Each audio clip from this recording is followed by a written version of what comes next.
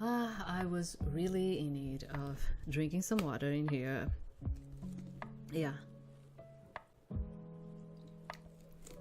So this is like another one, which is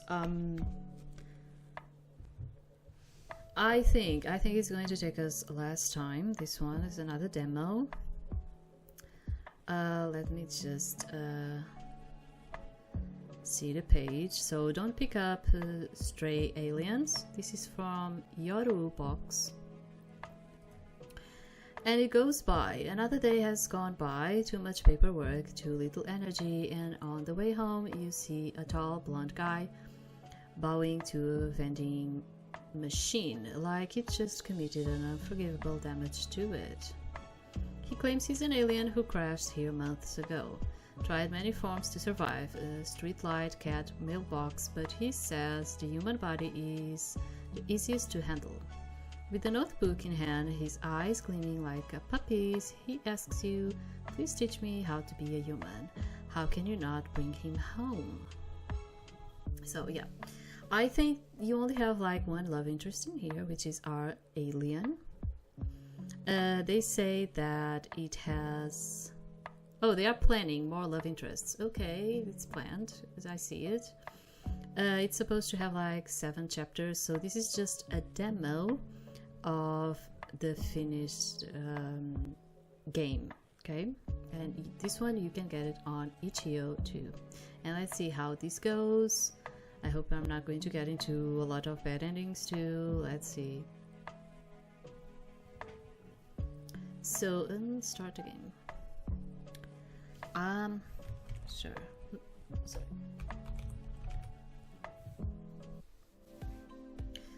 So, male newscaster. Within the past few months, dozens of people have reported sightings of an unidentified flying object. Initially, it was presumed to be a military aircraft, but no country has claimed ownership so far. However, the internet is saying the opposite. If you zoom in on the influencer, the first influencer, if you zoom in on the UFO, it's shaped just like a flying saucer. And who pilots flying saucers? Aliens? I've studied extraterrestrial life for 15 years, and this is, without a doubt, an alien. For decades, humans have made attempts to communicate with extraterrestrial life forms. Is this a sign that they have received our message? Please leave a like on this video and leave a comment if you want me to turn this into a series. Police are telling citizens to calm down, and this is nothing more than an airplane. There are no such things as aliens. In other news, the mayor has finally made a statement regarding the rising cost of living. I turn off my phone and I'm met with a black reflection. On the other side is me, bags under my eyes. I let out a loud yawn as I stretch out my arms. The clock on my phone shows that it's already 11 p.m. Another late night at work. How long is this boring routine going to last? My job is just the same thing every day. Wake up, go to work, go to sleep, rise, and repeat. If this is what people warned me about when I was a kid, slaving away for a corporation for the rest of my life. At least it's the weekend tomorrow. That's the only thing I look forward to these days. I look up at the same night sky that greets me at the end of every long, monotonous day. If only something interesting were to happen to me just once, then I would never complain again. The convenience store ran out of canned coffee. Whatever, I'll get some tomorrow. Wait, I just heard something down the road, but there's usually nobody here at this hour. Huh? There's a man standing by the vending machine. Tall, slender, with ash blonde hair that turns a strange gray under the light. And he's bowing to the drink can that just fell out. Thanks for your hard work. Is he talking to someone? I don't see anyone. Is he on a video call? I don't see a phone either. Then, was he talking to the can? No way. I've been working too many hours. My mind is making me jump to weird conclusions.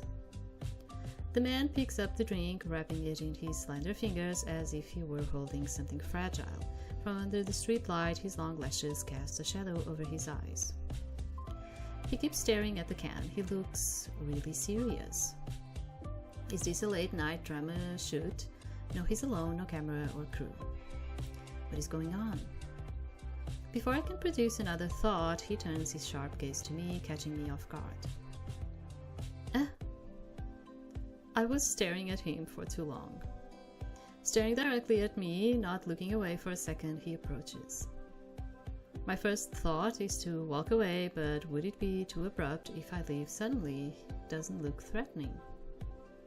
Before I can react, he towers over me. I no longer see the street lamp that was above the vending machine, only the shadow he casts eclipsing my entire being. In fact, he's standing too close for comfort. I have to crane my head directly upwards to make eye contact with him. His face, way too perfect. God, this is not the time to be mesmerizing. Okay, he extends his hand out, palm wide open, like he wants to shake.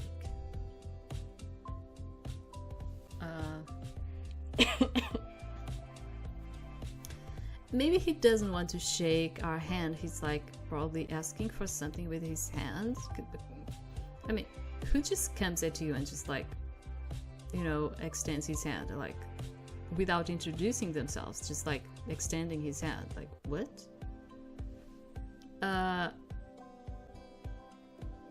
Start saving. What if I don't shake his hand? No matter how I look at it, I shouldn't be alone with a stranger at night.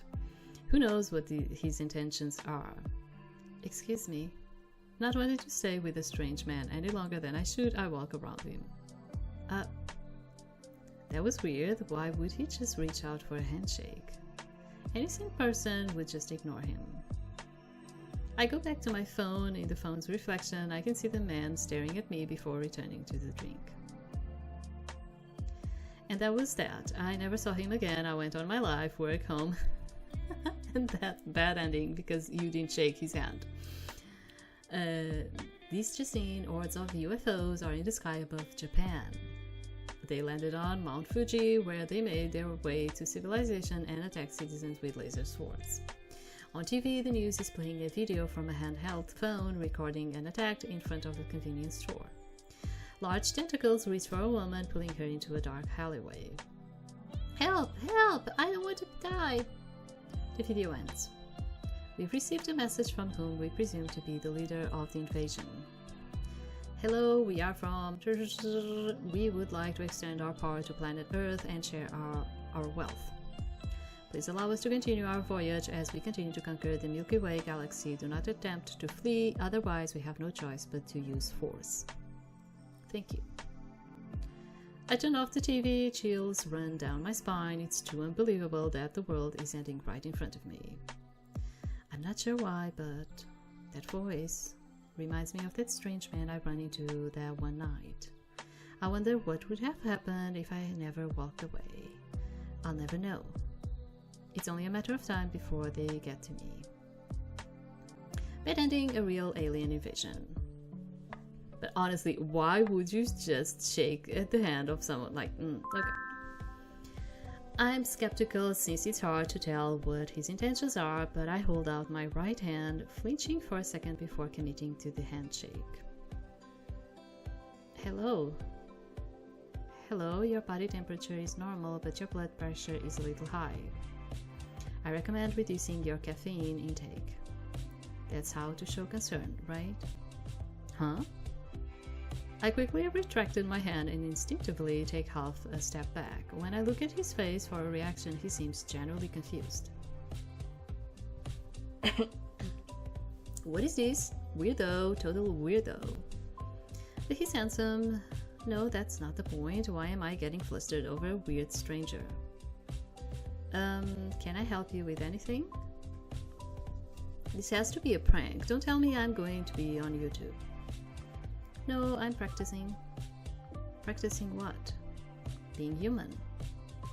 I've definitely been working too many hours. What kind of nonsense did I get myself into?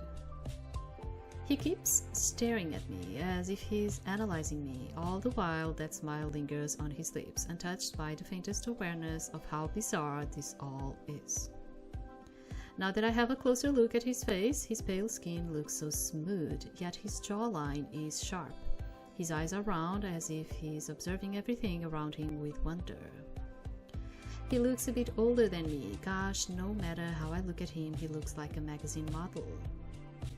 But his expression, how do I put it, his smile seems really forced. Well, you keep practicing, I'm gonna go. I try to step around him, but he looks at me with a face that's not threatening, just confused yet sincere. You're the first one who stopped. What? In 3 months, 10 days, 23 hours and 7 minutes, I've talked to 137 people. Everyone speeds up and walks away. 7 have called the police, only you shook my hand. 3 months? 137 people? Police? What is it? Within the past few months, dozens of people have reported sightings of an unidentified flying object. If you zoom in on the UFO, it's shaped just like a flying saucer, and who pilots flying saucers? You're not an alien, are you? I was just joking. My voice was so quiet that no normal person would hear. His eyes suddenly light up. For a split second, a purple spark flashes deep in his pupils. This is the most reactive he's been so far. How did you know? How did you figure it out? Huh?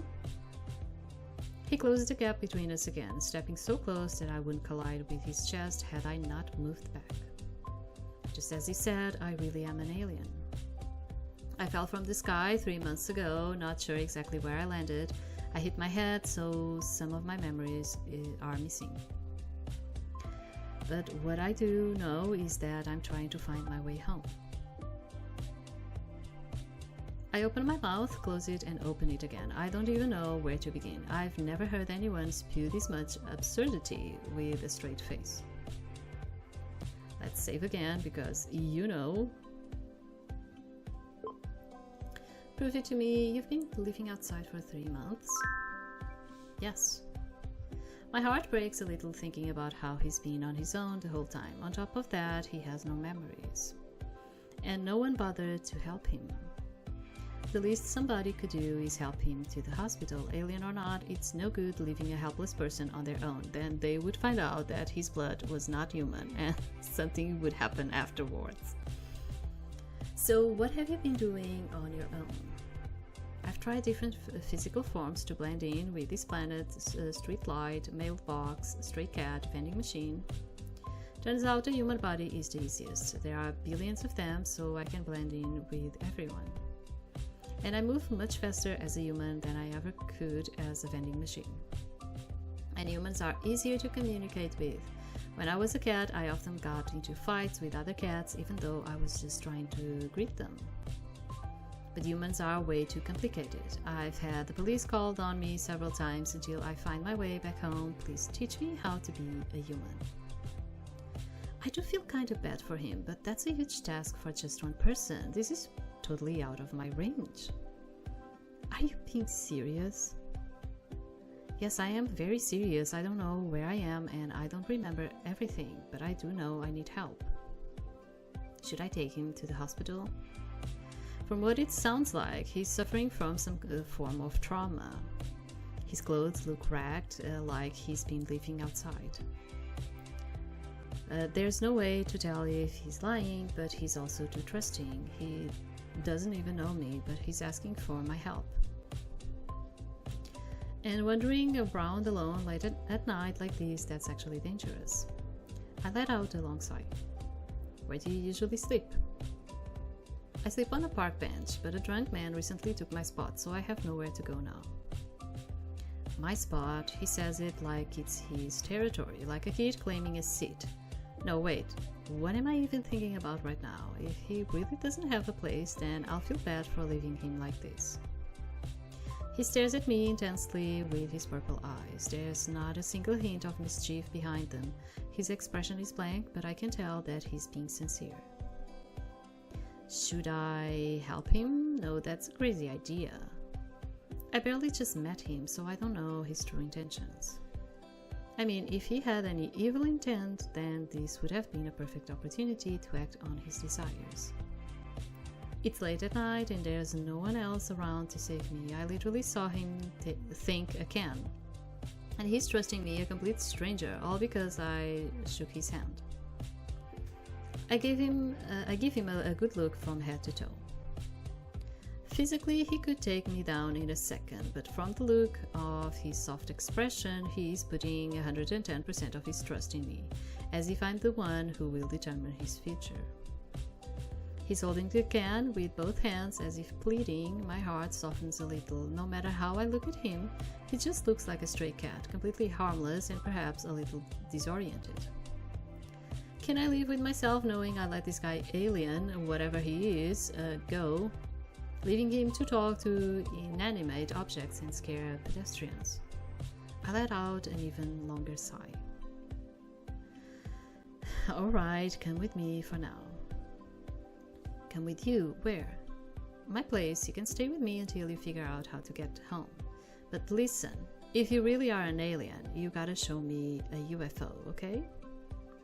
I let out a dry laugh, playing along with the absurd situation. I can't promise that right now. I've been trying to contact my ship, but it's been in and out of orbit. But once it's within range, I can show it to you. He actually took that seriously and answered so naturally. I must be really tired. Let's go.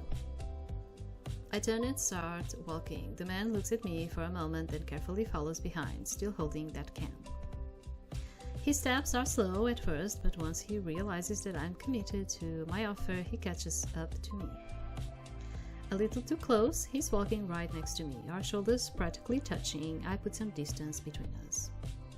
What's your name? Name? You know, what do people call you?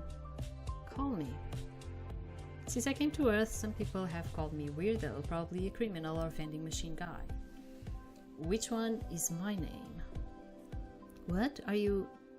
Never mind. It's not worth asking if he's joking again. I've learned that he's not the type to joke. Then I'll give you a name. Are we going to call him? I don't know. He's going to be Ken.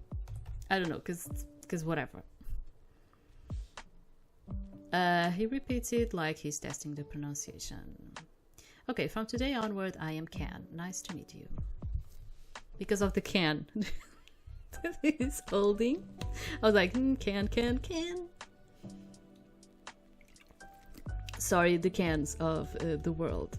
This was just a pun, okay? Not badly intended. Nice to meet you too. My name is Irina. Ken and I continue to my apartment. He continues to repeat his name to himself as if he's practicing for an exam. That's all I hear for the rest of the trip back home. There's no way for me to know that the name I just made up on the spot will leave a permanent mark on my heart. Next morning. I've been staring at the ceiling for so long that I've lost track of time. I might have lost my mind. No, I definitely lost my mind. I brought home a guy who claims to be an alien, has nothing aside from the clothes he's wearing, and whose behavior is totally off the charts. And that same guy is sleeping on the couch. Okay, well, I offered him the couch. I pinched my nose bridge, astonished at what I've done last night. But I couldn't leave him out there by myself. He looked like a lost puppy. There was something in his eyes telling me he wasn't lying either. Besides, something was gnawing at me, telling me that he needs to be protected. I just had a feeling I could trust him.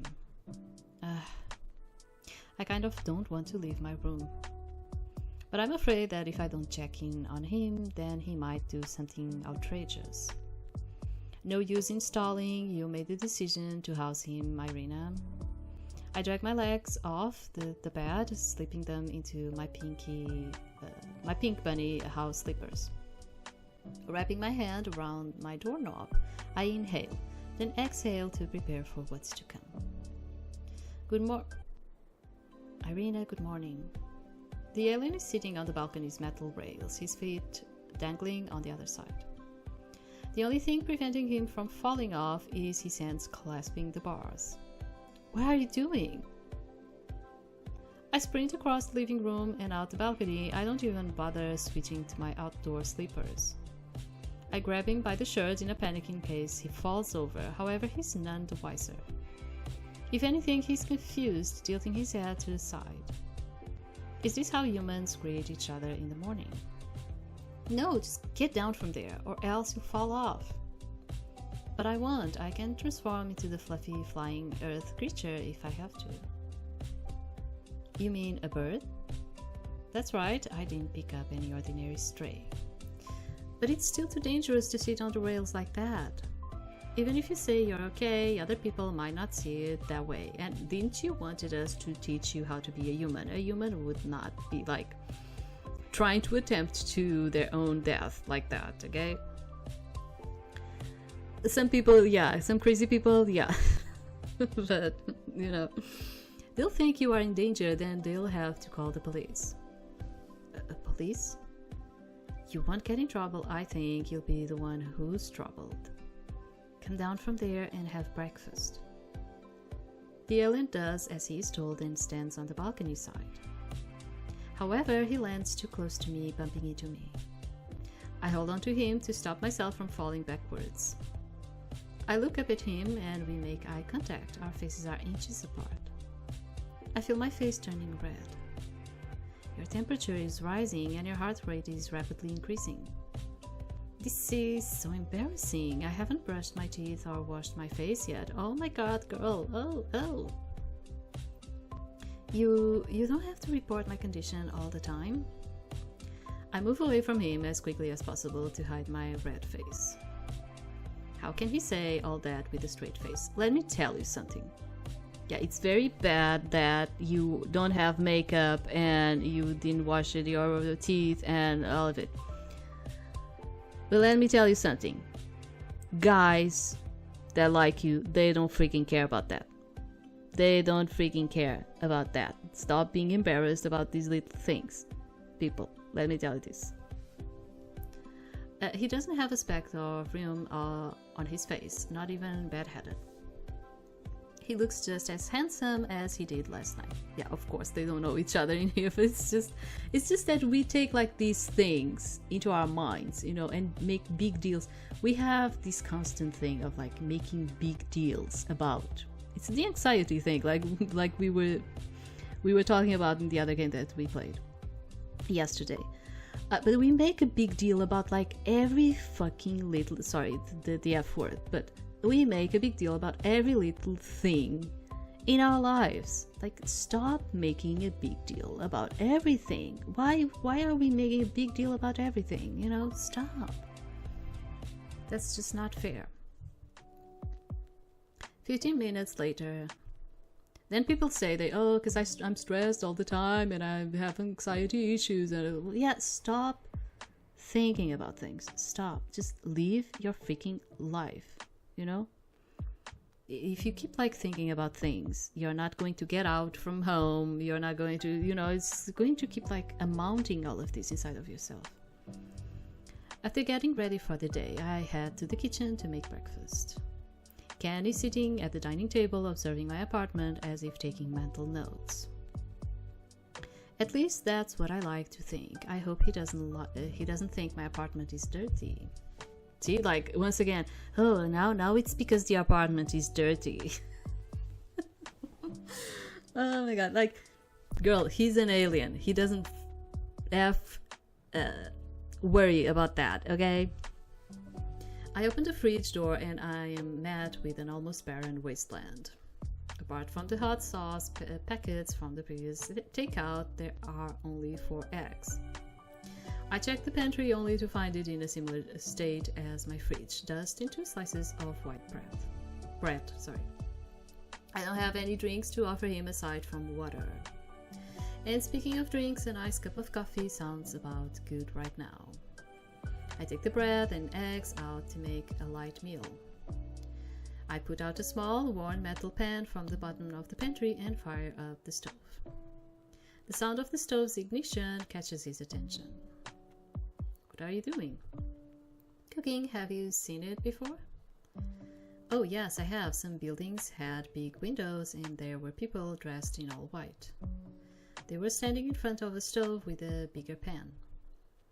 But you are not dressed in white and you are not wearing the long puffy hat. They are chefs, and what you saw was a restaurant. They dedicate their lives to cooking. Cooking is an activity that a lot of people do so they don't get hungry. Did I say something to make you laugh? I didn't tell a joke. Huh? Oh no, sorry, I just thought of something funny. He said it so seriously that it was kind of cute. I laughed without thinking. I have to be careful not to do that again. He's generally asking, so I shouldn't make light of that. I hand him a glass of water and a simple plate of sunny-side-up eggs over toast. His jaw drops and his eyes sparkle like a child receiving candy. You cooked this? How did you do this? You made me sound like a magician. This is easy. I've never had this. He looked at me. He's looking at me as if begging me to identify what's in front of him. Eggs over toast? He takes a bite out of the corner. If I thought his eyes were sparkling before, then they've become shimmering diamonds now. His reaction is as though he had just eaten a 5-star Michelin meal. I've never had this before. No way, what did you eat before you met me?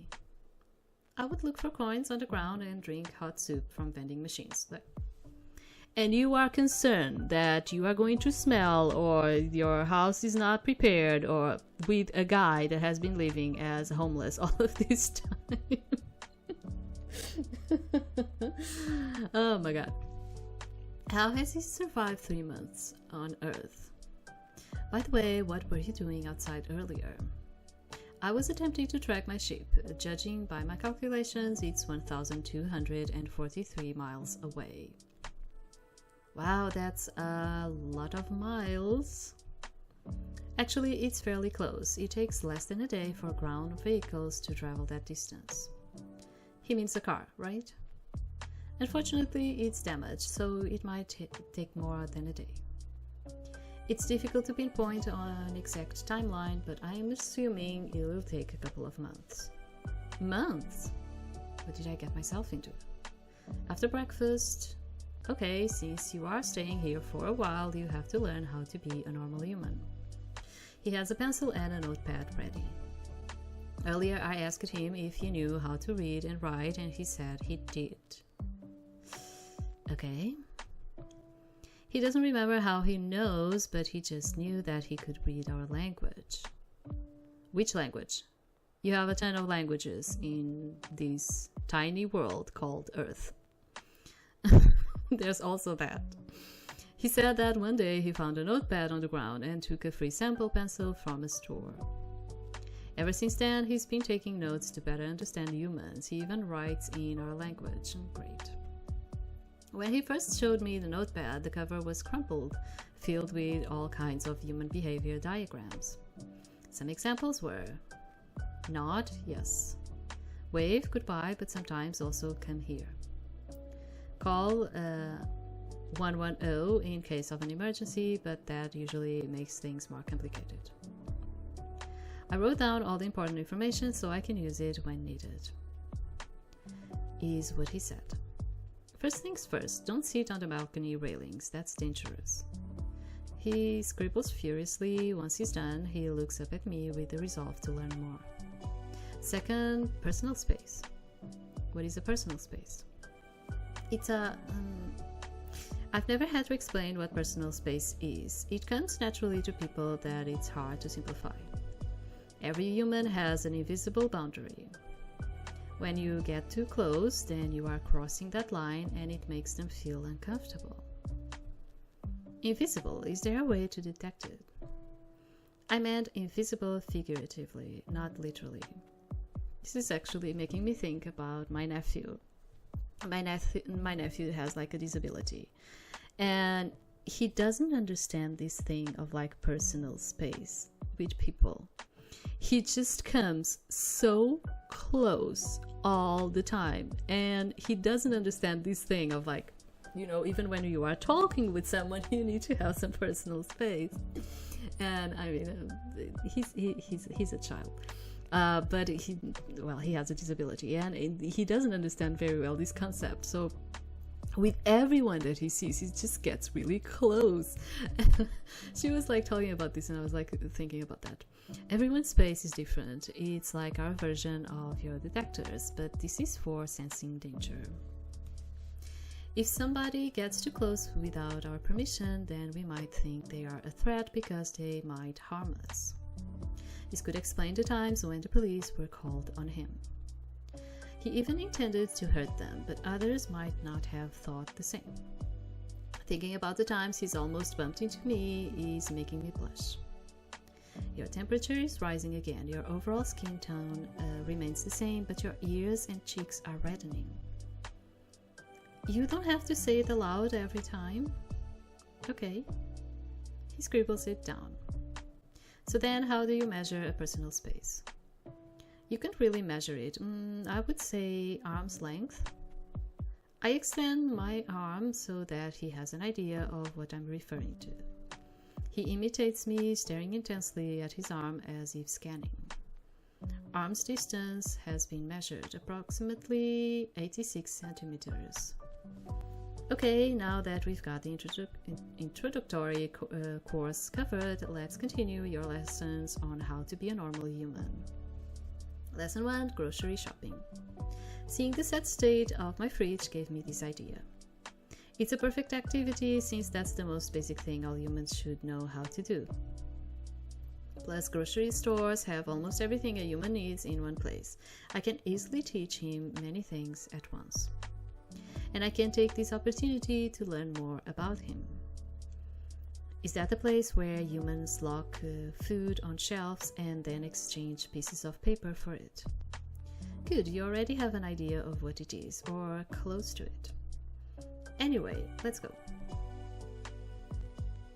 Ken and I are walking to the store I usually go to. It's Saturday, so the sidewalks are lively with people.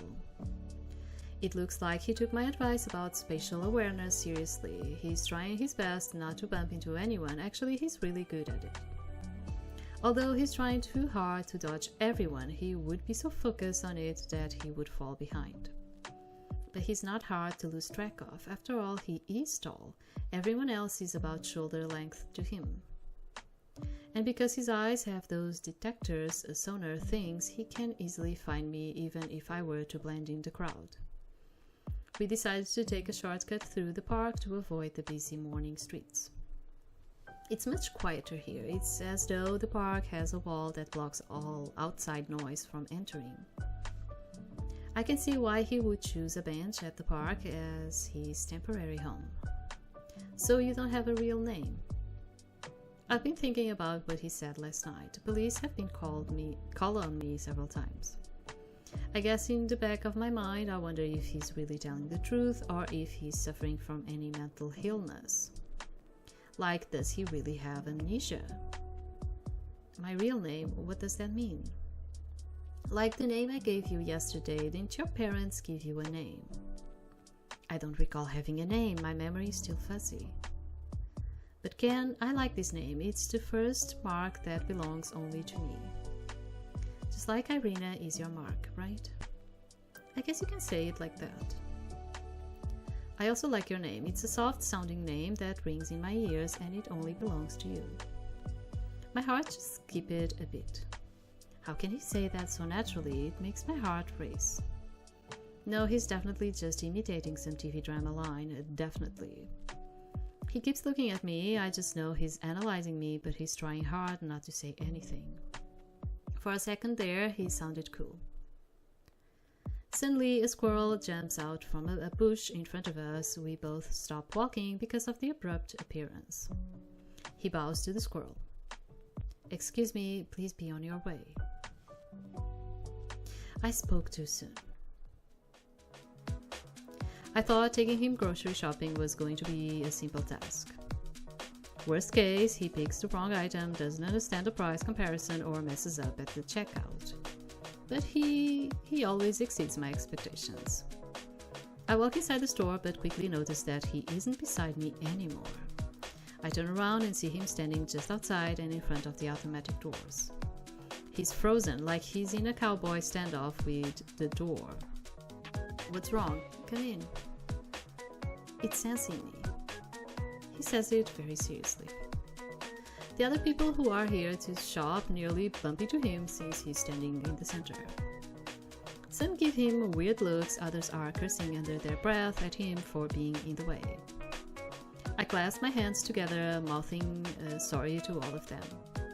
Actually, you do have people that kind of feel conflicted with this, and going on elevators and lifts, so like in British English they say lifts, going in elevators and all of it. But then you have those, how do you call them? Escalators or something? That a lot of people are actually afraid to use them too. At least in here, sometimes they have to hit the stop button because they cannot use them. And I mean, for us, it's it's so simple, you just put your step in there and go. But so I would be kind of it's not that usual or normal, but some people might actually kind of feel concerned, of going in. Not so much with the automatic doors, but yeah, you have certain other things that people kind of feel conflicted. Yesterday at the convenience store, I stood in front of the automatic door for 3 minutes before it opened. I suspect it was testing my identity. No, it's because you were standing too far away. Get closer, it will open if it gets close enough. He takes a big step forward. The automatic door slides open immediately. He gasps, eyes glistening with acceptance. I passed. He certified me. Help, this guy has generally never been to a supermarket. Should I explain that automatic doors don't... No, not everything needs to be explained. Let's ignore it for now. He's pushing a shopping cart, but he's pushing it with his arms straight out, leaning back like he's fighting against something. Yeah, you have situations where you kind of you might get embarrassed with yourself. I already told you that when I was in the US, I would actually stop in front of your doors a lot of time for two reasons. Your doors open in the opposite way than our doors open. Yours open to the outside and our doors open to the inside. So there's that. Then I already told you that in my country, push is actually your pull. So I was always kind of looking at it because the word is not exactly the same, but it's very, very similar. And in terms of sound, it sounds exactly the same. Push is exactly the same. So I would a lot of times make people laugh, looking at me, because I would just stand at the doors, kind of thinking, do I push or pull? So, I mean, yeah, there are moments that you kind of embarrass yourself. It's like that. And I am that person. I embarrass myself a lot of times, but I don't care anymore. I'm in a state of my life where I don't care. Why are you using that posture? If I don't hold on tight, it will run away on its own. A little girl with her mother points at him and laughs. Mommy, that guy is being funny. Don't say that. This is so embarrassing. I stand between the little girl and him so that she can mind her own business. You are pushing it, it's not pushing you. Here. I stand next to him so I can realign his position. I place my hand over his, bending his arms downwards so that he's not stiff when he pushes. You are approximately 3 inches within my personal space. I know, but I'm trying to help you. Would you be uncomfortable? Well, sometimes you are allowed into space to help. I don't mind if this one time, since we are acquaintances and you do need help. Your body temperature has risen to 0.3 degrees higher than the average. Doesn't that signal that you are uncomfortable? I was trying hard to act normal, and he still saw through me. Thank God he doesn't know what it means to be flustered. I already said you don't need to report every single thing to me. I quickly pulled my hand back. Hello, next you will be transported to residence number 202. Please cooperate. I turned around to see him holding an egg in his hand. He must have taken it out from the cartoon while I wasn't looking. The carton. I always say like cartoon. Sorry, the carton. I keep saying it like that. Sometimes it's just it's the way that it comes up. After he says this, I immediately notice the stares from other shoppers. You don't have to explain things to the products. I grab his hand and pull him away. Why not? They have a right to know what's about to happen to them. They can't understand you. How do you know? They are living beings like us. They breathe the same air. His expression is serious, no hint of a joke. Two young adults overheard our conversation and snickered. Is he serious? Maybe he's got something wrong with his head. They whisper in each other's ears, thinking we can't hear. I glare at them with daggers' eyes to shoo them away. They jolt and scurry away. How do I explain this? The concept that food doesn't have consciousness might be completely new to him. Now that I think about it, he did excuse himself to the squirrel, and the night before he thanked the soda can. Well, yeah, but one is a living being and the other one is just an object, you know, it's kind of a product kind of thing. Everything common to us is not for him. My head hurts. The cashier is scanning barcodes from the person in front of us. He stares intently at the machine that goes beep. Is it reading the products sold? It's just reading the price code. You define a living being's value by a number, don't you use their given name? No, it's not like that. You can call them X, but in a store there are so many that you can't identify them as X. That's cruel. His voice has a hint of sadness. The person in front of us peeks a glimpse at us. I can tell she's thinking, what are they talking about? What did I get myself into? The person finishes paying and puts their bags in the cart.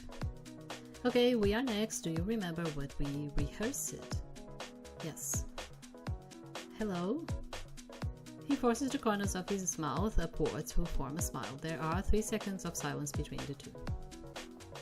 Oh God, 3 seconds have never felt so long. Well, this is better than doing a handshake. How are you? Current body temperature is 37 degrees. Stamina levels is 98%, heart rate is... We are doing fine. That's good. My, you are such a character, young man. The cashier laughs it off. She scans our items. Thank goodness she brushed it off. She has probably seen her fair share of quirky people. Okay, here is your total amount due. Will that be cash or card? She turns the small screen to us to show the amount owed. He pulls a handful of coins from his pocket and dumps them all on the counter. 2 10 coins, 1 5, 3 ones, and a button. Is that enough? She stares at us with an eyebrow raised. Sorry, card, please. I get in between her and him, pulling my credit card out from my purse and sweeping it on the card reader. Can you help hold our stuff? Yes. Once he is out of the earshot, the cashier leans over to me. Your boyfriend is such a funny fellow. That probably charmed you, huh? I blush profusely. His ears perk up. She doesn't know that he has a good hearing and that her whispering was useless. He's not my boyfriend. The receipt prints and she hands it to me. Thank you very much. Have a nice... He darts off without letting her finish her sentence. I bow apologetically. You have a nice day too. I run after him. He and I are sitting on a bench. I'm slumped over, mentally exhausted from today's brief but stressful trip to the store. Being a teacher is harder than I thought. I take so many things for granted that I didn't consider what would be considered foreign to him. I have to be better at teaching the basics of the basics. On the other hand, he is taking notes with intrigued eyes. At least it seems like he had a good time. Now that I think about it, I'm not sure if he knows how to do math. Ken, look at me. Ken looks up from his notepad. You know, when you go shopping, you have to pay money and you have to use the correct amount. I teach from the beginning. This is a bill, this is a coin. He listens without interrupting. This is a rare moment where I get to look at his face without him questioning me. No matter how I look at him, he's just unbelievably handsome. Makes me wonder if he based his appearance on a magazine model or made it up himself. Other people would have admired his looks too if it weren't for his usual mannerisms. Understood? Yes, is there anything else I should know? Yes, there is a lot. Firstly, don't talk to X. Actually, don't talk to everything. Not everything has a conscience or can understand us. Inanimate objects are not alive. They cannot respond. Animals have their own ways to communicate that are different from humans, so even if you talk to them, they won't understand. Right? Don't talk to X. Got it. He curls his notepad and flips through the pages he's written in the past 3 months. Rather than his usual stagnant expression, he's frustrated. He leans over, running both hands through his hair. Humans are so difficult to understand. Even though I'm physically here on Earth, I feel so far away at the same time. Whenever I thought I had mastered something, it was wrong all along. I feel bad, it's only been 3 months. Of course, this is all information overload. This guy, no, Ken, he's really trying. Yes? Speak truthfully. How am I doing?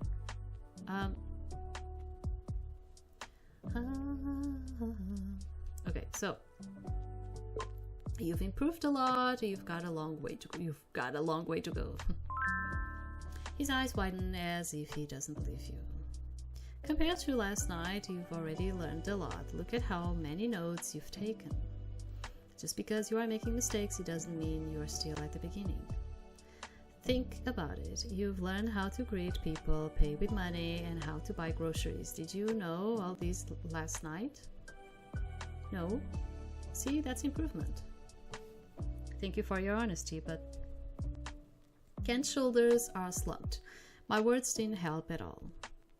Perhaps I wasn't meant to be on this planet. Humans are so complex that I don't think I'll ever become one. It felt like the entire time while we were in the supermarket, I was only a nuisance. Irina, you are so smart. You had to protect me while other humans were judging me. I'm fine when it's just me, but you, a native to this planet, having to be treated like an outsider too, it makes me feel... He clenches his chest. It makes me feel this heavy, cloudy feeling in my chest. So this entire time, while people were mocking and pointing, he was aware. I thought he was oblivious to it all. But then again, when you've been mocked, judged, and treated like an outcast since day one, then how can you not catch on? This infuriates me. Everyone acts like they know better. They don't know how hard he's trying. Ken? My raised voice startles him. You are doing your best with what you have. You crash-landed on Earth with nothing, and you've done so well in just 3 months. Listen, I was born here, and I still struggle to fit in. You too? Yes, you aren't born with instructions on how to be a human. No one teaches us social cues, yet we are expected to know. We also have to learn through mistakes, and we are still ridiculed. I think about the times I messed up. The times I tried to make a cool first impression only to fumble. When I failed my math exam, I was used as an example of what not to be. When I confessed to my crush, confidently thinking he had feelings for me too. The time when my boss yelled at me in front of everyone for making one mistake. The faces they made whenever I did something wrong. The whispering gossip, the anxiety. I'm getting flustered just thinking about it all. They act as if they are all perfect. And it's because of these societal pressures. I'm working at that office job because it was the right thing to do. If there was one thing I could tell my past self, it would be, Ken, yes, only you know how hard you've worked, and no one can take that away from you. Therefore, you are doing your best job. There's a thick air of silence between us. Yeah? I know you previously told me not to do this, but your blood pressure is abnormally high. Is this an instance where I call the 110? I burst into laughter. In typical alien fashion, he answers with honest concern. He jolts back, surprised by my sudden switch in mood. I won't ever admit this out loud, but I hope this side of him never changes. The tense atmosphere is interrupted by an acoustic melody. We both direct our attention to the source. A man is wearing a fedora and sunglasses, playing a guitar. He is playing an acoustic version of a famous pop song. I glance at him and he is entranced. Ken, have you listened to music before? I would hear it occasionally when I walk past a building, or I would stop and listen to humans like him manipulate devices similar to that. Does he mean play a guitar? Do you want to get closer? Yes. We both get up from the bench, carrying our groceries. The musician acknowledges us without stopping his performance. He closes his eyes so that he can focus on just listening. He looks so tranquil that I don't want to bother him. Let's take a quick break for now. While most people would go on with their everyday lives, we stopped to listen. I would have been one of those people if it weren't for him. I've been so focused on what's next that I rarely give myself time to just stop and enjoy the moment. He who would give meaning to even the littlest of things. Maybe I need to learn a thing or two from him. A few minutes have gone by and the musician has finished his first song. As if he's done this many times before, he chuckles all of his coins into his guitar case. He's probably seen other people do this before. Thank you for your hard work. The musician bows back. And thank you for listening to me. I moved. A lot of people wouldn't even bother to acknowledge street performers, let alone give them money. He shows more charity than most people. I rummaged through my purse to pull out a couple of bills to toss into his guitar case too. I bow. Thank you very much. For now, I am the student and he is the teacher.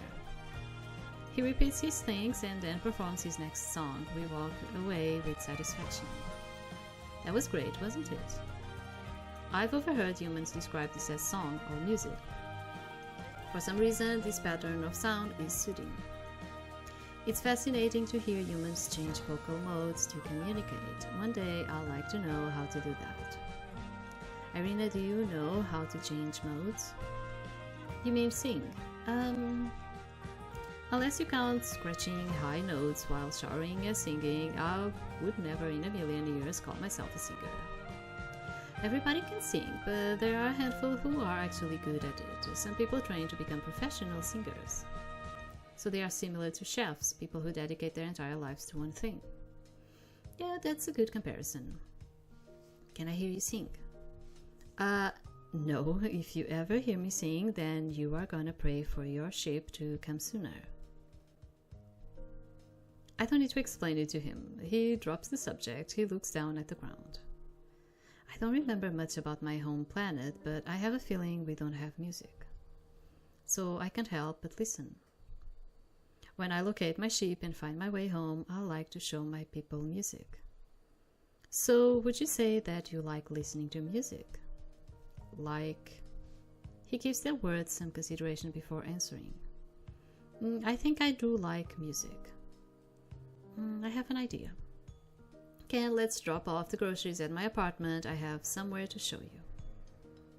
Huh? He is mesmerized by the easel upon easels of albums and vinyls. He usually would stick by my side, but he's so eager to see everything that he runs off on his own. I chuckle to myself. He's like a child at an amusement park. Unlike a supermarket where it's unusual to be excited over something like eggs, I think a hobby shop like this is totally normal. I think fewer people would give weird looks if he didn't know things like a vinyl record.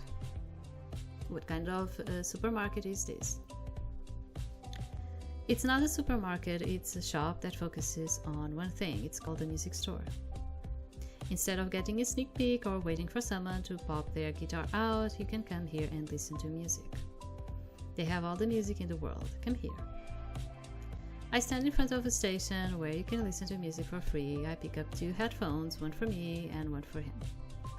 See this? You put on the headphones and you can listen to music. If you like it enough, you can buy it to listen to at home.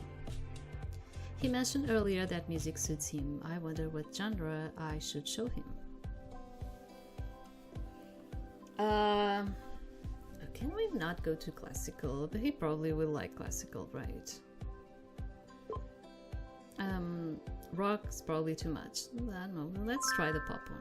I pick a pop album and insert the CD into the CD player. It might be handy to play songs from recent pop singers. Nearly every store and cafe plays pop songs. I prefer rock, but I was like, it's maybe too much for him. Do you like it? He raises an eyebrow. It's not bad. The song is moving too fast and they speak in a way that I can't decipher their words. Maybe I shouldn't have chosen this one. If pop's too fast for him, then I should choose classical. I pick an album that has the top 50 classical songs and insert the CD into the CD player. How about this one? I like it a lot. It's soothing, like the music the man played earlier. He closes his eyes to focus solely on the music. I'm relieved that he's satisfied with my choice. I was kind of like, he's going to like classical, of course. I picked the same one, Nocturnes, Op. 9, number 2, Andante in E flat major. It's a piece that everyone has heard before. I copy him, surrendering myself to the piano. I tune out the voices coming from other people. It's as if all my troubles had been vanquished by the lightness of the keys. Just for now, I'm not an office worker, I'm not tired, I'm not unhappy with my life. And just me. And I'm okay with that, and I hope that he's okay with himself too. I sneak a peek at him and he's still listening. He looks peaceful. I think at this very moment, creating small but precious memories like these is the most human anyone can be.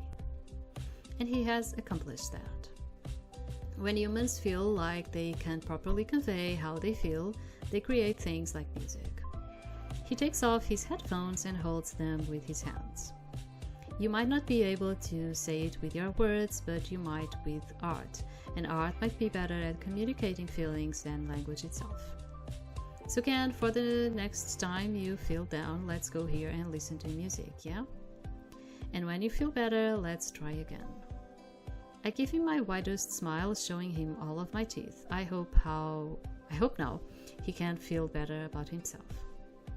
Irina. He clenches the headphones tighter and lowers his head. For a second, I thought his mood was doleful again. However, my worries are quickly forgotten when he raises his head with a look of determination I have not seen before.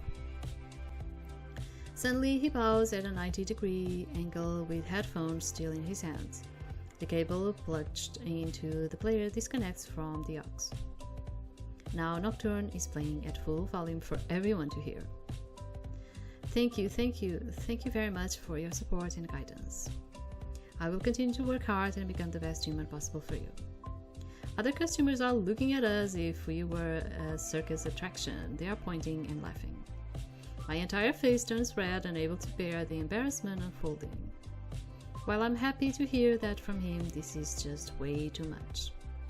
Please continue being my teacher. I already understood why we are having so much complex feelings about being embarrassed about everything. It's because this is like a Japanese one. This is like, a Japanese one, and you can see it by the 110 thing and all of it. I was like, yeah, bowing and all of it, and they are so over complexed about every little thing. They really are.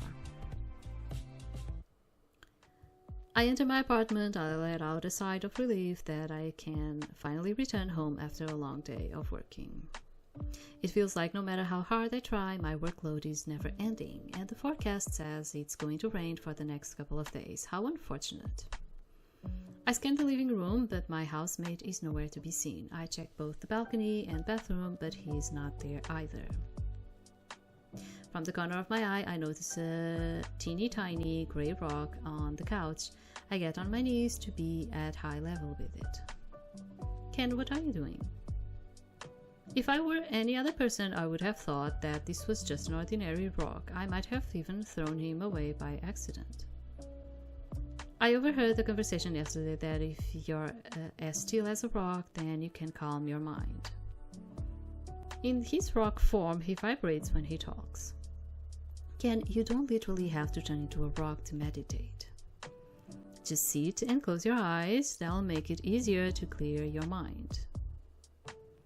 I move away from him and he returns to his human form. I hang my purse on the clothes hanger by the front door and take off my blazer. How do you do that? He looks over at me, hands over the couch backrest. I return to the living room to sit next to him and adjust my legs until I am in a comfortable position. Okay, copy me. I cross my legs and close my eyes. I can tell if he's doing the same, but I trust that he is. Alright, so block all thoughts from entering your mind. Inhale slowly through your nostrils, then exhale slowly.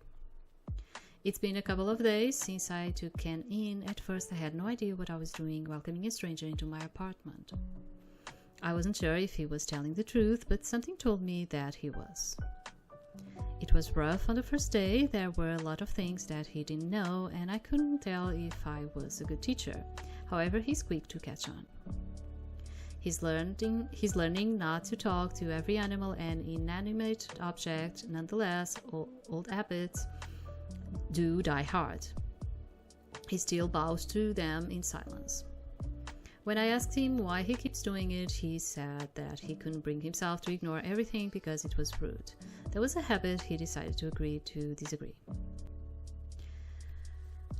I also bought him some math workbooks to work on while I'm away at work. Overnight, he's already mastered the entire curriculum and he's asking for college-level material. I've been teaching him how to do chores too. So far, he's only washed dishes and done his own laundry. Washing dishes was difficult for him since he didn't know how much strength he should put into scrubbing. It resulted in him breaking a few. We went through some plates until he finally got the gist. Oh, your neighbor stopped by again. The old lady? Yeah, she insisted on giving us wild berries that she grew herself. That's kind of her. He's also improved his speech. He knows how to properly grade people and hold brief conversations by himself. However, if the conversation goes beyond how are you, then he would look at me with his puppy eyes begging for help. Aside from me, the only other person he's comfortable speaking to alone is the old lady who lives next door. I never got the chance to meet her because I am usually at work for most of the day. I still haven't met her yet, but he tells me all sorts of stories about her. Sometimes I wonder if she's a figment of his imagination, although he still struggles with understanding jokes. A few days ago, Ken and I are walking when we pass by an electronics store. A TV is playing a variety show. The two guests are talking about different kinds of diets. One of the guests makes a joke about fruits. Ken stares at me. What's wrong? Why did you laugh? Well, he made a joke about bananas. But we talk about fruit all the time. Why is it that people laughed when he said it? Is this what you refer to as a joke? Yes. Could you tell me how a joke works? He pulls out his notepad and pen. Well, you see, this is too much pressure. It's not only him who's learning, I've also been learning more about him. The first thing I learned is his favorite food. Ken is standing in the kitchen with his hands clasped together when I walk out of my bedroom. It looks like he has something to ask me. Good morning, could you make the eggs over toast again? Was it really that good? He eats it every morning. I've tried making him another breakfast dishes, but he is adamant that he eats eggs over toast. Oh, and I'm not sure if it's because he's an alien and our taste buds are different, but he can't handle spicy or sour food. A few days ago, it's too hot. My mouth is hot. Here, drink some water. Excuse me, can I have some milk? I got the mild spice level, but he still thinks it's spicy. He spits out the sour candy. You don't like it? Shakes head. But he does like sweets. The waitress places 2 pieces of strawberry shortcake in front of us. Ken takes a bite and his eyes are shimmering with joy. What is this delight? Strawberry shortcake? Can we also have these every morning? No. Present. Lastly, he doesn't get flustered. I lift one eye open to find him with his eyes closed and meditating. He doesn't know that I'm looking at him. I pull my knees close to my chest and observe his physical appearance. No matter how I look at him, he's just so handsome. I'm sure if he weren't so eccentric, then more people would agree with me. I've gotten used to seeing him every day now. He opens his eyes, I jolt. Are you supposed to open your eyes? You kept staring at me. My cheeks turned red. No, I just thought I heard something, so I had to open my eyes and check. But I didn't hear anything. My hearing is 10 times better than that of the average human. Did you perhaps? I just thought I heard something. Okay.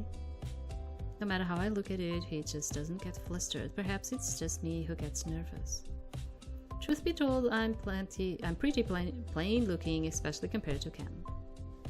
Of course, I'll be nervous around him and he wouldn't be around me. No use getting hung up over this. There's not a chance in this world that I'll have a chance with him. Besides, it's not like he's going to stay here forever either. I'm being too greedy. Anyway, why were you meditating? Usually people do it to clear their burdened minds, so is there something bothering you? Well, I'm not being bothered, but I do have a question. What is it? Does time move differently at certain phases of the day on Earth? No, a day will always be 24 hours long. Then why does it feel like it moves at a slower pace when you're at work? Huh? I find myself looking at the clock many times when you're gone. I was fine with sitting on the balcony and calculating my ship's distance. But then I go back to my notes to study again, but after that my mind goes blank. I walk in circles thinking about what to do. My brain feels antsy. And when you come home, it feels like time goes by quickly again. Even though you say that time is consistent, why does it feel like it's slow when you're gone? Oh, I know what he's going through. This is a very common human problem indeed. I've gone through this many times myself. What is it? You are bored. Bored? It's when you feel restless because your brain is not being stimulated. Usually you fulfill it by doing a variety of activities. You probably have never experienced this because you were always on your feet doing something. I feel partially at fault because I've kept him locked up in my apartment while I'm away at work. I worry that if he goes out by himself, he will get in trouble, or that he would get lost. It never crossed my mind that he would get bored. How do we remedy it? I guess he can go out, but he's not quite ready to go out by himself.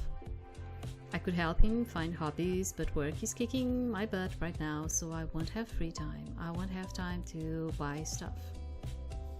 What can he do while I'm gone for now? I look around my living room to see if there's anything remotely interesting he can do while I'm gone. Eventually something catches my eye. I don't know why I didn't think of this until now. I reach over to grab the TV remote. This. What is this? A TV remote. This is a great way to pass the time. You use this to turn on the TV. Oh man, how many time has passed since you used the freaking TV? What? I don't watch TV that much either, but I mean, at least for like your streaming, you know, for your Netflix or Disney Plus, whatever you have, you know, whatever you have, HBO, whatever you have. But for those, at least, then sometimes I like to see some TV series or something, you know. A TV, that's a technology humans use for entertainment purposes. From what I recall, there are various forms of entertainment. I point the remote at my flat screen TV. Press the red button in the top left corner, then the TV turns on and the first channel is an infomercial. Press this button to change the channel, press this button to adjust the volume. If you have a channel you want to go to, directly enter the number. Wow, this is more complex than anything I've seen before. This is overwhelming. How do you memorize all this? I guess it's something you learn at a young age. You learn at a young human age? I have a long way to go. It's not that complicated. When you press the same buttons over and over again, it will come naturally to you. I give the remote to Ken and he hesitantly takes it. He inspects the device from front to back, to the side, then to the other side. His eyebrows crease as if figuring out how it works. So, let me try to guess it. We've been with him for some weeks and he never messed with the TV. He's finding the remote really a complex thing. So he probably never used a smartphone either, and he probably never used a computer. And like, girl, what have you been doing with him though? I don't know. It's like, what? Here, let me help you. I put my hand over his. Put your thumbs over this button, it will change the channel. The channel changes to a direct-to-TV movie. It's about martial artists fighting to see who's the best. And then this will change the volume, the plus is to make it louder and the minus will make it quieter. I don't recommend turning it up to the maximum volume. The volume goes up and down by 2 bars. See, it's not that complicated. I look at him, but it seems like he has not once looked down at the remote. He's looking at me with wide eyes and spaced out. Was he staring at me the entire time? No way, I'm going crazy. Did you pay attention at all? Oh no, I'm sorry. If I practice more, then I'll surely understand how this machine works. Let's see what's a good channel to start with. I've been so busy with work that I haven't had time to watch shows. Most of the time after work I would just eat dinner, shower, and then lay in bed to doom scroll on social media. I take the remote from Ken to change the channels. There's nothing too interesting at the moment. I keep changing until I recognize the show's title card, The Prettiest Flowers Bloom in Spring. It's about a college girl who feels like an outcast until she is paired with the most popular boy in her major on a senior project. I started this show a while ago, but I haven't had the time to watch it recently. From what I remember, this show is pretty innocent and it's easy to understand. Wait, I have an idea. We should watch this show together. What is this? It's a romance drama. Generally, TV runs different genres of shows. There's action, mystery, and horror, and then there's romance. If there's one thing romance does better than other genres is explain feelings. While Ken is improving, the one thing he's still struggling with is conveying his emotions. Whenever he's feeling something, he vaguely describes how his feelings are physically affecting his body. Hopefully, watching a drama will help him use commonly used terms, plus it's a good opportunity for me to catch up on the show. I think this show is good at teaching you how emotions work. They'll eventually weave into learning human connections. Human connections. It will help you learn how to connect with humans more. It's one thing to be capable of talking to us, but it's another to connect. It's going to rain for a while, so we shouldn't be going out that often. We can get cozy and watch it every night after work. Actually, let's start right now. I'm gonna order a takeout. Every night we'll watch the prettiest flower bloom in spring. I was worried that he wasn't going to be interested, but it's the opposite. We would sit on the couch and watch it in silence. The weirdest part of it all is that throughout the show, he has not once asked me a question. Rather, it's more like he's focused, studying the relationship between the male and female leads. Then after the episode, he would just sit there in silence before going to bed. When I asked him, "What did you think?" he would just respond with, "It's interesting. I'd like to watch more." Tonight is the same as usual. After dinner, Ken and I are sitting on the couch watching another episode. The male lead, Takeru, is surrounded by girls. The female lead, Risa, is standing afar watching her project partner be the center of attention. Wow, no matter how I look at it, he and I are worlds apart. He's so popular and I'm so plain. No use approaching him now, he looks busy. Just as Risa was about to walk away, the camera pans over to Takeru, who notices her. Risa. Takeru makes his way through the crowd of girls to Risa. I was looking everywhere for you. You were. I wanted to give you something. You see, over the weekend I was helping my parents with their garden. A daisy? Your favorite flower? No way, I can take that from you. You should keep it in a vase. No, take it as a thanks for being my project partner. I know you don't like extravagant gifts, so I figured this would be something you like. Besides... Takeru carefully brushes her bangs behind her ear, then nestles the flower on her ear. Daisies remind me of you. He's been with many girls before, so of course he knows how to make a girl's heart flutter. When he does stuff like this, I can't help but fall deeper in love with him. Ah, I'm so hopeless. I love him. While Risa is thinking to herself, the camera pans on Takeru, who's staring at her. I squeal and hide my face behind a blanket Ken and I are sharing. Without thinking, I kick my feet in the air. What? This is so cute. He's so bold. Ken is staring at me with a blank expression. Embarrassed that somebody is watching me fangirl, I straighten my back and clear my throat. I get so invested in the show that I forget that Ken is next to me. I want to see what people are saying about this episode on the internet. I opened my social media account and searched for this episode to see if anyone talked about it. There's a lot of positive buzz from netizens.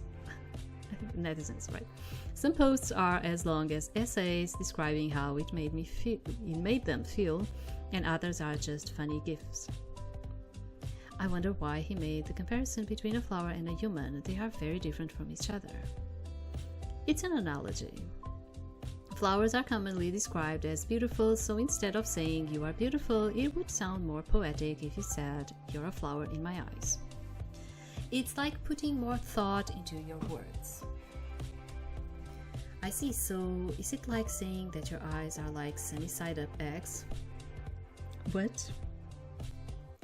Your iris is like the shape of a yolk, and your sclera is as white as an albumen. Was that incorrect? Let's just say you have to practice more. Suddenly my phone rings. Mom, it's been a while since she's called. As if by habit, I pick up the call. Hello, Mom? Irina, hello. I just wanted to call you to see how you're doing. I made your favorite meal, so it made me think of you. What are you doing right now? I'm doing fine. I'm just relaxing in my apartment. How are you and Dad doing? We're doing just wonderful. Father's been getting back into fishing. Did you know that? Are you speaking to your parents? Who's Dad on the other line? It's nothing important. I wasn't expecting him to speak, so I didn't have enough time to come up with an excuse. Oh my, a male voice. Not that important. Apartment alone with a man. Is it what I think it is? I can already picture her smug little smirk. Honey, guess what? Our little girl has a boyfriend. What? Mom, it's not what you think. It's just a friend. Oh my, she's very flustered right now. She must be head over heels for him. That can't be true. She's too young to have a boyfriend. Honey, she's in her 20s. Mom, please stop. He's just a friend. Ah, yes, just a friend. I've called at the wrong time. Excuse me, allow me to give you two some alone time. I'll call you another time. I love you. I love you too, Mom. Our attic conversation ended just like that. It was only a couple of minutes long, but I'm already exhausted. She's probably gossiping with Dad, and Dad is probably freaking out. She's going to ask for pictures, then she's going to ask how we met. How do you explain to your mother that you picked up a stray alien and that you are teaching him how to be human? I'm already tired just thinking about that. I apologize for speaking out of turn. I did not realize your mother would react this way. He bows slightly. It's okay, that's just how my mom is. You said you loved your mother. I did. Earlier, Riza, sorry, the English and Japanese and all of it. Riza said that she loved Takeru. What does love mean? Love? It's hard to explain, I think. He watches me, anticipating my answer like I'm an encyclopedia. In a way, I am his encyclopedia.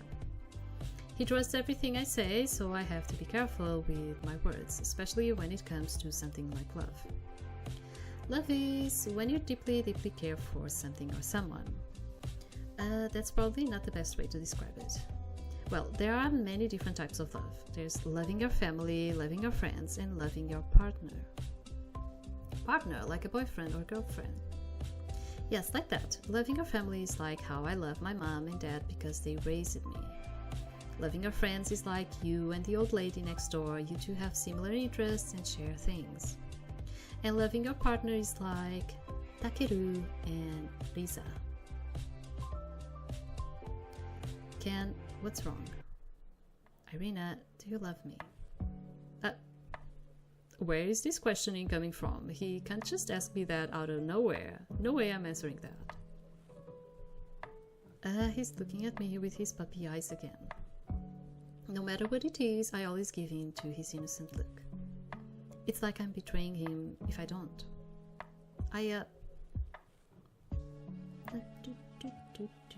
Of course we do. Let's do another save because I keep doing this. His eyes widen like he can't believe my answer. The moment I said it, I instantly regretted. I don't understand his expression. Is he happy? Is he grossed out? Well, I want to turn back time. How do I fix this? We can just load the saving. It's fine. But I mean it as friends. I really like being around you. In a panic, I blurted that out as a saving grace. However, this shoulder slump. That was a reaction I wasn't expecting. It seems like he's disappointed. It feels like no matter what I say, it was going to be doomed. I'm sorry. Why are you apologizing? I just feel like I had to. Sometimes I don't know what I'm saying. Why did he ask me that? Is it because we are watching a romance drama? Whenever something was bothering him, he was quick to ask me a question. I wonder what's on his mind now that's making him hesitate. It's too complicated to answer, but I can confidently say that my life's been brighter ever since you came into my life. It's only been a few days, but it's been fun every day. I show off my white green. I might not be able to give him a clear answer, but I hope I brought that message across at least. Earlier, I heard your mother describe me as your boyfriend, and at the supermarket, the lady also said boyfriend. If boyfriend means being a male romantic partner, then we lock eyes. His gaze was earnest and solemn, yet bright with hope. His long pause makes me anxious for what he's about to say next. Could he be... Never mind. Huh? Did he just never mind me? He's never done that before. He always finishes his thoughts. What was he about to say? I will just work even harder. Eh? He speaks too vaguely. Thank you for being honest. Your honesty is much appreciated. He breaks our personal space rule to lean over, extending his arms out to my face. He brushes my hair behind my ear, tracing the loose strands with his fingers. I can wash the dishes tonight while you wash up. He gets up and heads to the kitchen. My entire face explodes into a shade of red that pulls all tomatoes to shame. What did he... His hand, my hair, and that smile, what did he just do? I bury my face in my hands. Oh my god, that Japanese girl. Where did he get that confidence from? Man, you have no idea. Like, I haven't even, like, lately I haven't been reading most Japanese things, but games that I have. Actually, I was going to start one that it's like a Nintendo DS one that I had for a really long time put it aside to start it. I was kind of like, oh, maybe, but I was just saying this because I mean this it's the way that they are. I am not in here to be like judging people, you know, about that. I have my things, I have my ways of being, they have their ways of being too. But I keep saying these because you know they are like this. It's like, oh my god, oh I cannot, oh, and he smelled my breath and he saw my apartment and now I said that I like him. Oh my god, what am I going to do? Like, they keep being like these. Like sometimes you just want to tell them like, you want to fart, just fart. You know, like it's kind of like that. You know. Because that, you know, it's the way they grew up as a society. They are like this, you know, they are extremely like this, you know. But yeah, I am still very used to the Japanese visual novels, and I still like them. I think many times they can build really cool stories, you know, especially in the Otome games.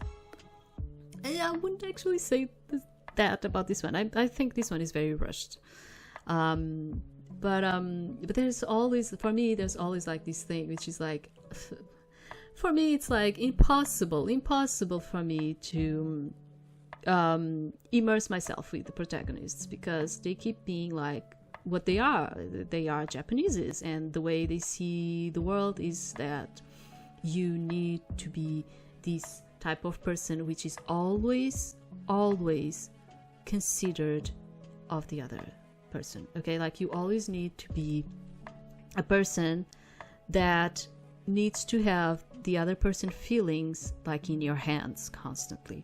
So you are in a constant situation where you're like, should I do it? Am I going to hurt this person? Like they are constantly, Japanese people are constantly in this conflict within themselves, which is like, should I say or not? I might put the other person in a situation where they are going to, you know, have to deal with things that they don't want to deal, and I was the source of it. And like they have this, like, us Westerns, we don't care about that. We are kind of more like, if I want to go forward with my life, I just have to take this step, and I take this step. Japanese are not like this, okay? Because they are always thinking about how what you say might actually put the other person in a situation that is aggravate their daily life. Do you understand? It's like, oh, but if I confess my feelings, the other person is going to have to think about it, be stressed about it, and I don't want to put that in the other person. I am going to create something on the other person that I don't want. So they are always constantly like in this kind of game of like, I'm not going to confess, I don't know if I should I, or should I not, or like, and as a person, like, I am very frontal and straightforward. I don't freaking care. I confess my feelings with a lot of guys, and I don't freaking care. But they are like this, and for me, it's, you know, like, they start being very dense about everything, and it's just like, yeah, like, it's Dudes, just create some balls and confess and say things and don't feel like freaking embarrassed all the time about every little thing, you know? So yeah, for me it's like that. Where did he get that confidence from? Was it really from the show? I thought watching a romance drama was going to be safe. It turns out to be very dangerous, especially for my heart. But that smile, I've never seen him smile before. In a way, it was almost a cheeky smile. He has a very handsome smile. Genuinely handsome, he's just too much to handle sometimes. My mind's a mess. Even though he made me nervous, I can't help but smile. I've been back and forth about whether we should stop watching the show, but Ken insists that we continue. I was hesitant at first, but as per usual, I couldn't say no when he begged. He hasn't done anything since the night Mom called. He went back to his usual self, however, he did develop a new habit. I walk through the front door and take off my shoes. I'm drenched since it's been raining heavily. I'm home. Ken is sitting on the floor, leaning on the coffee table to take notes. The TV is playing a Western wedding commercial. The bride and groom are exchanging vows. Don't hesitate. Make your dream a reality. The bride says, "I do," and the groom puts a ring in a huge diamond on her left ring finger. The diamond. The bride's hand becomes the center of attention. Then they kiss, and the crowd goes wild. Astute Gems, get your dream jewel now with select items 30% off. Ken is vigorously writing notes. It's always something new with him. "Oh, Irina, welcome home." He approaches me. "You are wet." That's what happens when you have a boss who demands you come in even if the weather is bad. Huh? You don't need to know. In fact, I pray you never understand. But I have some good news. I'm not working overtime anymore. I raise both hands up and he high-fives both. Yay! And the last episode of The Prettiest Flower Bloom in Spring premieres tonight. To celebrate, I bought a cake.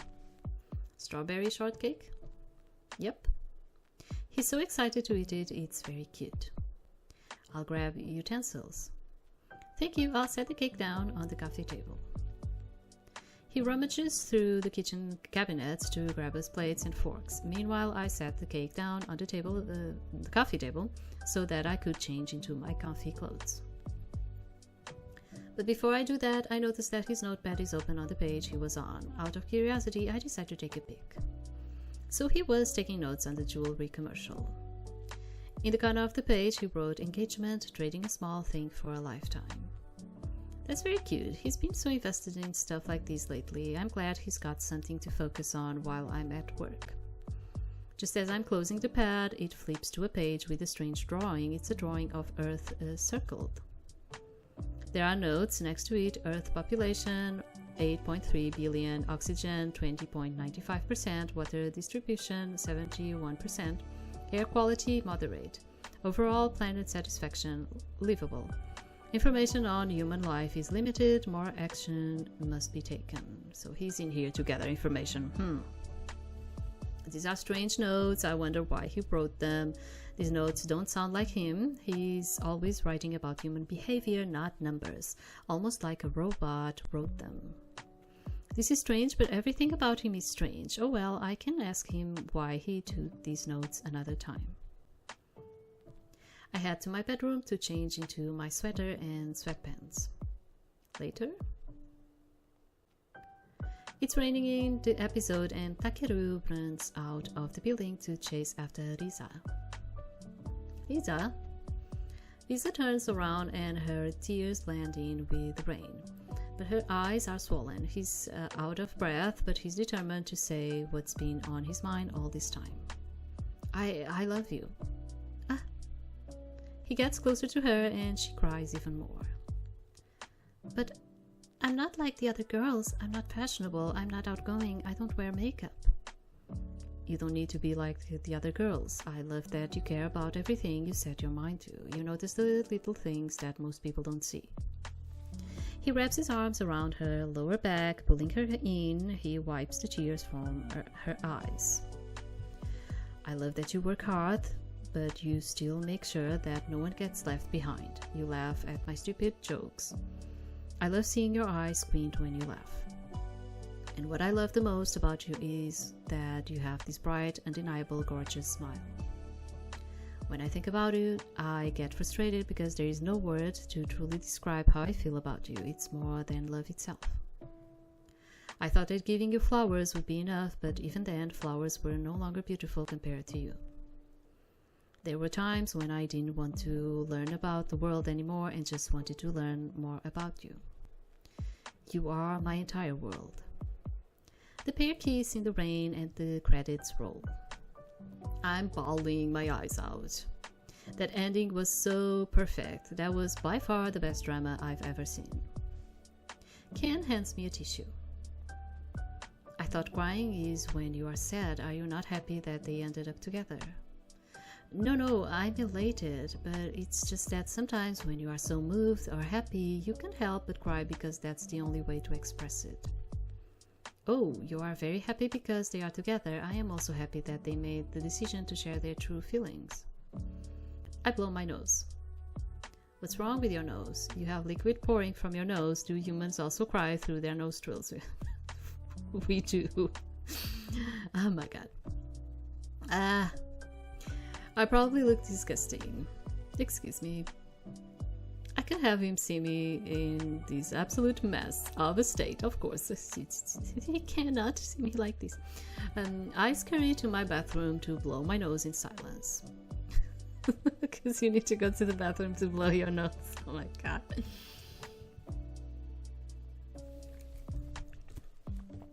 People, save me in here. Save me. But this happens to me like constantly, especially when I am actually like playing the Japanese games. It's like constantly. They have so many things like this. Oh my god, I look like a mess. The last episode was so good though. I couldn't help it. I wonder what Ken thought of it. Suddenly my mind went back to the night when he touched my hair. My face turns red. No, now's not the time to think about that. I splash water in my face. He did it without hesitation. It's always just me who gets flustered. He always looks at me with a straight face. I think back to when he asked if I loved him. I wouldn't use that term, but I do think he's physically attractive and he's really fun to be around. He does make my heart rate go wild. Thinking about this makes my brain melt. He hasn't been here for long, so it's too soon for me to determine my feelings. I shouldn't be rushing things, just enjoy your time with him. I walk out of the bathroom to find him standing in the middle of the living room, hands behind his back. Is something wrong? Irina, I've been thinking a lot lately. Every day I'm grateful that you took me in and guided me. However, I never knew how to return the kindness. I struggle to return the favor since everything is still new to me and I didn't have any giftable items to exchange. And I don't have enough coins to buy you anything nice. I eventually became frustrated with myself because I wasn't sure how to express the gratitude. Until you brought up the idea to watch the prettiest flower bloom in spring. I have a gift for you. My heart skipped a bit. He is truly such an earnest man. He hands me something small wrapped in tissue paper. With newfound excitement, I open it and... a bottle cap? It's dirty and gives off that copper smell when it's been under the sun for too long. The cap spells COL with the last letter scratched off. Like from, I don't know, cola or something? I stare at him, waiting for him to tell me that this is an off-season April Fool's joke. But he gives me the same doe eye expression he's always been giving me. If he were a dog, he'll be wagging his tail right now.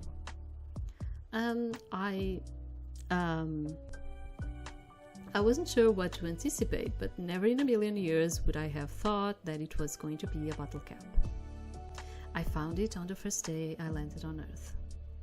Huh? I still have no memory about what happened. All I remember was waking up on a beach, staring at the evening sky. I remember being mesmerized by the sunset when out of the corner of my eye I spotted something brighter than the sun. It was this. I looked down at the bottle cap once more. It was the shiniest thing I've ever seen, so I've kept it with me since. Every so often I would stand on our balcony, your balcony, sorry, I was like our, on your balcony and reflect the sunlight on it to see the shine again. It was the first thing I've ever owned on Earth, and now I want you to have it. This seemingly innocuous object now holds grander value, grander than any diamond could ever.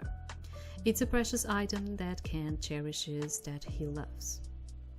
Ken, thank you, but I can't have this. This is important to you, and you shouldn't be giving away something important.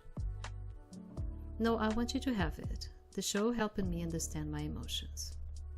What I wanted to do wasn't so much to return the favor for everything you've done for me, it was gift. Gift?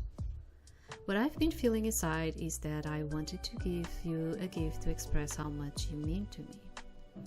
And just like the flower Takeru gave to Risa, I wanted to give you something valuable to me. To me, you deserve the shiniest light in the entire world because you're the brightest person I've ever met. Ken! When did he become so good at giving compliments? I'm so moved, it makes me just want to... Tears well up in my eyes. Before I knew it, I started crying again. Oh, I'm sorry, did I hurt you in any way? No, nowhere near that. Is this the elated tears? Yeah. He's so sweet. He tells me he struggles to find symbolism in things, but he's actually good at it. I've never met anyone who cares about eggs, feelings, or being polite to squirrels or finding bottle caps pretty. I don't know how to express to him how happy I am. Oh, I don't know. Let's hug him. Let's do something more physical. Let's go physical. Okay. My feet moved towards him impulsively. I wrapped my arms around him, pressing my cheeks against his chest. My voice is going away. It's been like... I thought this was going to be shorter. So, yeah, my voice is kind of going. You don't know how much this means to me. I'm very happy you are kind-hearted, Ken. I didn't think it was possible to feel this much joy. I'm not ready to admit it out loud, but I am really glad Ken came into my life. I pulled away from him. My cheeks turned red and embarrassed by my rash behavior. Of course, you are embarrassed with everything. How hypocritical of me to teach him about spatial awareness and yet hug him without his permission. Sorry, I should have asked if you were comfortable with hug. Ken was caught so off guard by the hug that he's too stunned to say or do anything. Ken. Suddenly, Ken's skin starts to melt and fade to gray. Oh no, is he losing his human form? Ken, keep it together. I try to hold his skin up, but it would melt over my hands. It takes a couple of seconds before he returns to his trance. Instantly, his skin is firm again. Oh, Irina, what are you doing? My apologies, my mind must have gone blank. Whew, I thought I lost him. What just happened? Was it because of the hug? Don't tell me, is this how he gets flustered? He loses focus and slowly reverts to his alien form? I don't know why, but I think that's sorta cute. There's an awkward silence between us. Neither of us knows what's next to say after this heartfelt moment. I'm going to calculate my ship's location. Why are you coming with that topic right now? Okay, be careful of the rain. I will. He walks off to the balcony, leaving me alone in the living room. I sit down, wrapping myself in the blanket and drinking my warm cup of tea. What an eventful day. Every day Ken learns something new, and I learned something new about him. It's been fun. Boy, all that crying is making me exhausted. And the rain tapping against the window is soothing. There are dishes in the sink that need to be washed. I'll do them later. I'll just close my eyes for a couple of minutes, then get ready for bed.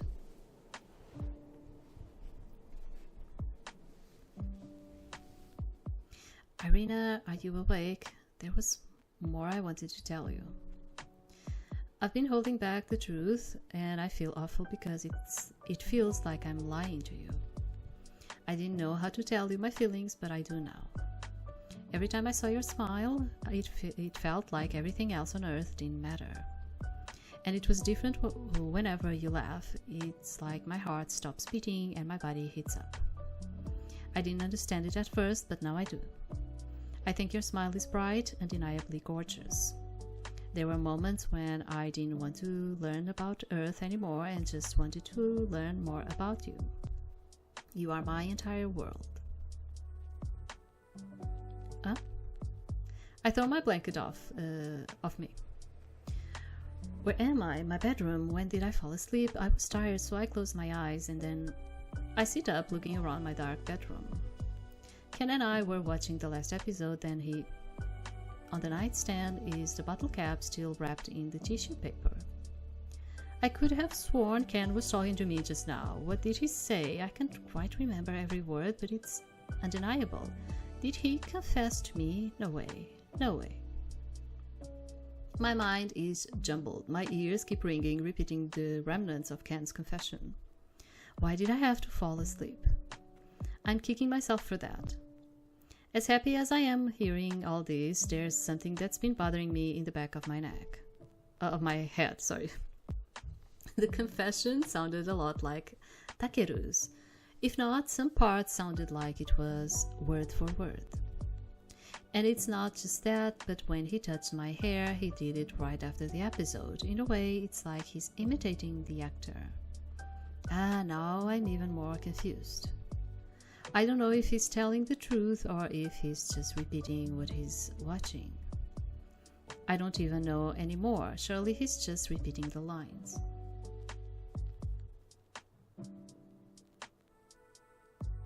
Sorry, it's smelling of fire. Okay, let's just continue. I checked the time and it's almost midnight. No use pondering over this. I should get some sleep. My face is heating up so much I can't seem to calm down. Actually, my face is getting too hot. Yeah, I should check it. It's not that. It's just... how to put it?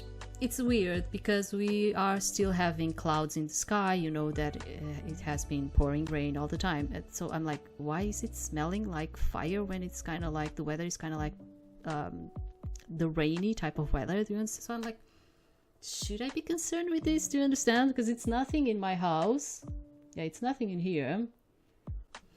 But I think it's kind of like smelling a bit. I don't know.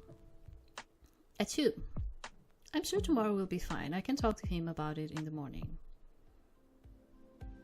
Achoo. I wanted to talk to Ken today, but I'm sick. Achoo. It must have been because of the rain. Ken is probably waiting for me to wake up. He always wakes up before me, but doesn't start the day until I leave my room. Ken. I barely managed to croak out his name. That was enough to make me cough. Irina, is that you? What happened? You can come into my room. Ken cautiously opens the door, peeking his head in. Why do you sound different and your body temperature is unusually high? You're at 37.8 degrees Celsius. I'm sick. He lets himself in completely. Sick like when the human body is combating bacteria. Yeah, something like that. I think it was from the rain. He approaches me. Don't get too close. I don't want to get you sick.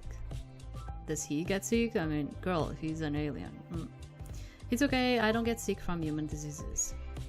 When my home was the park bench, people who were coughing and sneezing sat next to me all the time, but I never developed the same sickness.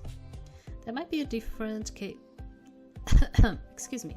Anyway, I want to make sure you know what getting sick means. Is there anything I can do for you?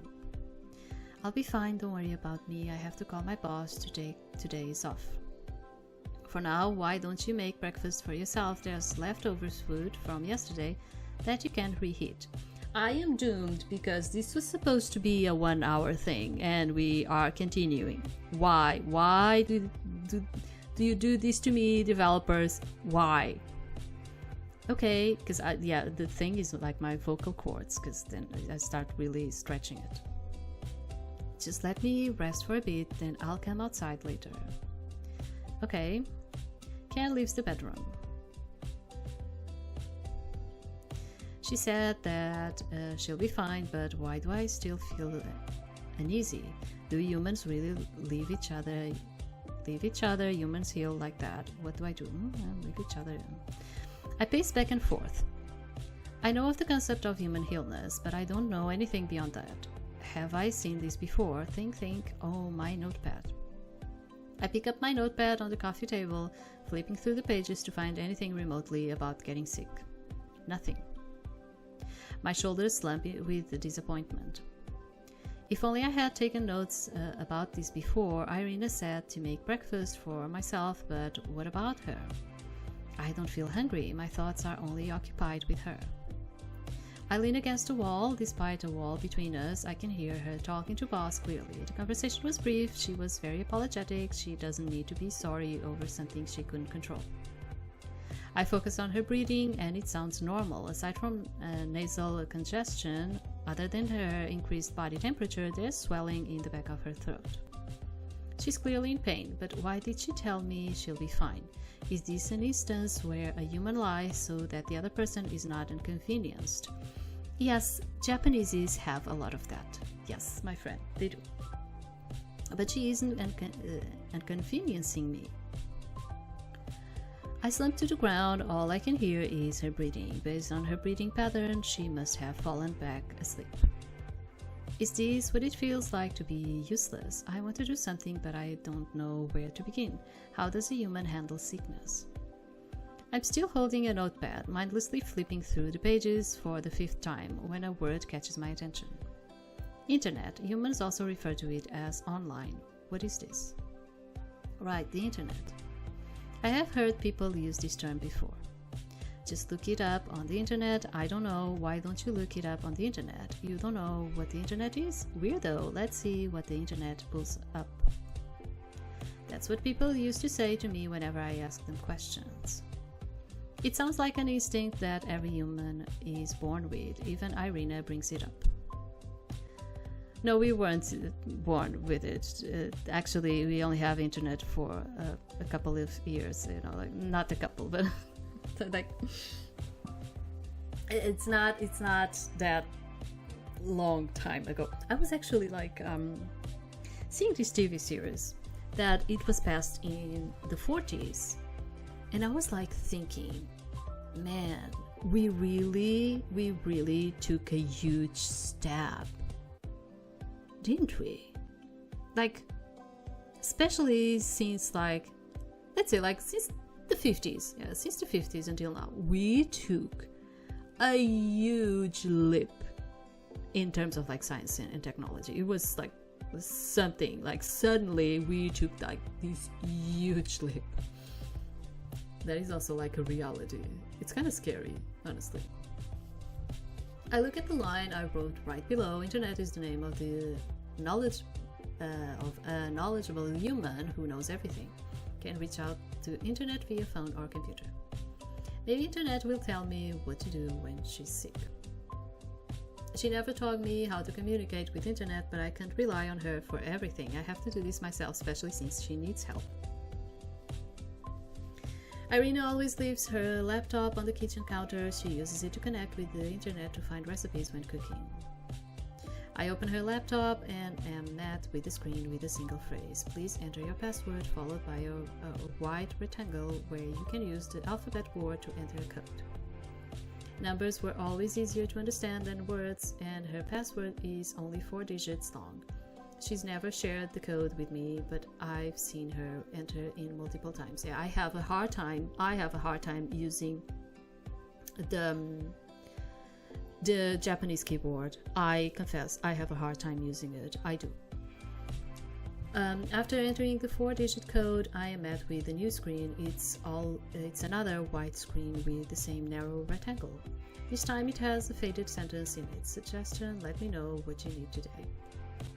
For some reason, this feels wrong, just like her teaching me about. No, I'm not talking about keyboards in terms of the computer. I'm talking about when you are on your phone. Like, I have a hard time. I have a hard time. I think I'm still not used to it, and I still have a lot of a hard time with it. I bow down facing Irina's bedroom. Please forgive me, I will never do it again. Now, how do I communicate with internet? It seems like they already sent me a message. What do I need today? Whenever Irina needs to reach out to internet, she uses her alphabet board. Is that what I have to do here? I type in, hello, my name is Ken. It's a pleasure to meet you. Irina is sick. She said that she is fine, but I don't want to sit here and do nothing. What can I do to help? And then from what I recalled, she would press enter. Did you want to chat? Oh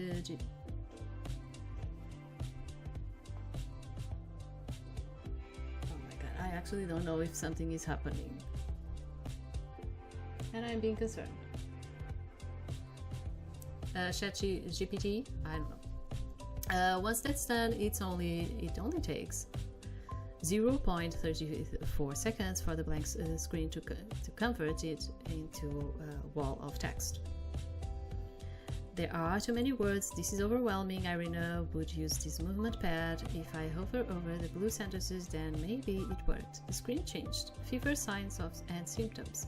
High temperature, headache, muscles aches, dehydration. What's this? At the bottom of the screen, there's a list of other illnesses. It reads, although it may just be a fever, it could be an early sign of something more serious. It might be a symptom of... There are so many illnesses that I can't pronounce. I don't understand anything, but this all seems important. Yeah, I wanted to finish this game because apparently it's not supposed to be like really long, okay? And maybe we only have like, I don't know, half an hour or something of it. But it's like there is something going on outside too, and I'm getting concerned about it. It's also my vocal cords are getting affected too. So I'm like, I'm trying to like, game, I want to finish this because I don't know if something is going on outside. But the game is not finishing. It's